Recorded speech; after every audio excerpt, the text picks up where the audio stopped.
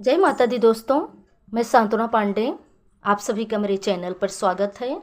तो दोस्तों, आज मैं आपके लिए एक अवसान मैया का भजन लाई हूँ। तो आइए सुनते हैं।